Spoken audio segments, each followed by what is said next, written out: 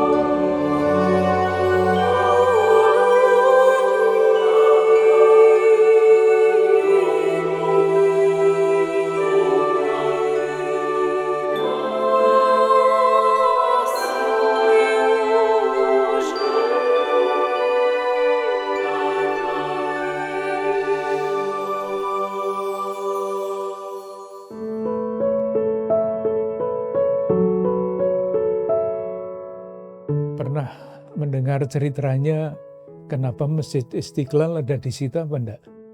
Belum. Itu ada ceritanya. Jadi waktu pemerintah negara zamannya Bung Karno, Bung Hatta mau mendirikan Masjid Nasional, itu ada diskusi di antara mereka. Daerah itu, wilayah yang sekarang ada Masjid Istiqlalnya, itu kosong dulu. Tapi menyimpan ingatan kolonial. Di situ dulu ada bekas benteng Belanda, ada bekas lapangan dengan nama Belanda. Nah, Bung Hatta, tapi tidak ada orangnya, tidak ada penduduknya. Bung Hatta itu usul supaya Masjid Nasional itu didirikan di tempat yang ada penduduknya.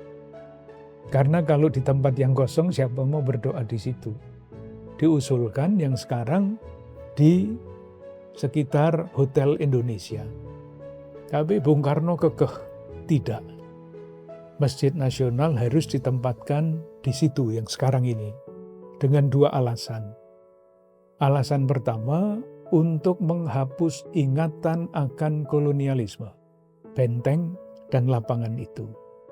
Maka masjid itu diberi nama Istiqlal. Artinya merdeka.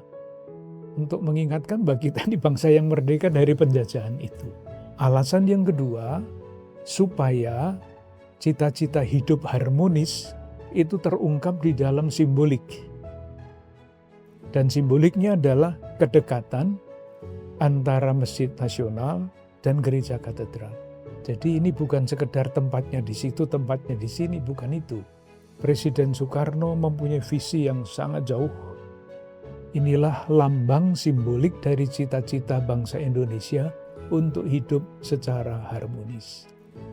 Dan sekarang simbolik itu disempurnakan dengan terowongan silaturahmi. Itu bukan sekedar tempat menyeberang.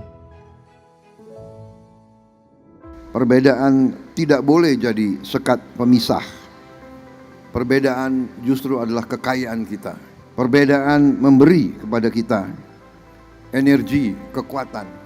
Perbedaan tidak boleh jadi sumber perpecahan. Dengan mengucap Bismillahirrahmanirrahim, pada sore hari ini saya resmikan terowongan silaturahim Masjid Istiqlal Gereja Katedral di Kota Administrasi Jakarta Pusat, Provinsi DKI Jakarta. Mungkin awalnya ya hanya tempat menyeberang, karena menyeberang jalan itu kan ramai sekali, berbahaya. Sekarang atau nanti kalau ada kesempatan melihat ke sana, belum dibuka untuk umum, itu tempatnya, terowongan itu adalah edukasi mengenai kebangsaan dan edukasi mengenai toleransi. Oleh karena itu tamu-tamu dari luar negeri, dan sekarang tamu-tamu umum banyak sekali, kalau mulai berziarah atau mau wisata rohani dari Istiqlal, mereka menyeberang jalan, masuk gereja katedral, lalu melihat ini, monumen dari Sumpah Pemuda itu. Harapannya ada kisahnya dan narasinya. dan narasinya ditangkap. Atau kalau dari katedral yang menyeberang masuk ke Masjid Istiqlal untuk mengalami, untuk merasakan ya cita-cita pendiri negara kita untuk hidup secara harmonis.